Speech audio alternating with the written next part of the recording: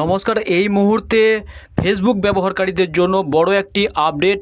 যদি আপনি এই মুহূর্তে ফেসবুকে লগ আউটের প্রবলেম ফেস করছেন তাহলে কিন্তু আপনি অবশ্যই এই আপডেটটি পাওয়ার জন্যই ভিডিওটিতে এসেছেন।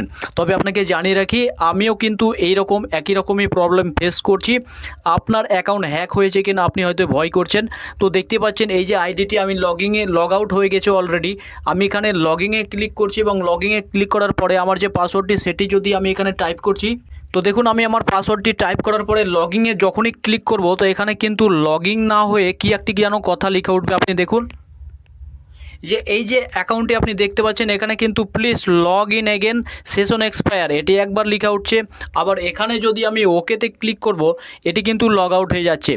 লগ আউট হয়ে যাওয়ার পরে যখনই আবার আইডিতে রিডাইরেক্ট করবে, এখানে আবার যখন আমি লগইনে ক্লিক করছি এবং লগইনে ক্লিক করার পরে আবার যদি পাসওয়ার্ড দিচ্ছি, তারপরে কিন্তু দেখতে পাচ্ছেন আবার পাসওয়ার্ড দিয়ে লগইনে ক্লিক করার পরে unable to log in, an unexpected error occur কিন্তু লেখা উঠছে দেখতে পাচ্ছেন। আর please try log in again, এখানে কিন্তু আবার লগ ইন করতে বলছে। তো এরকম একটি প্রবলেম ফেস হচ্ছে।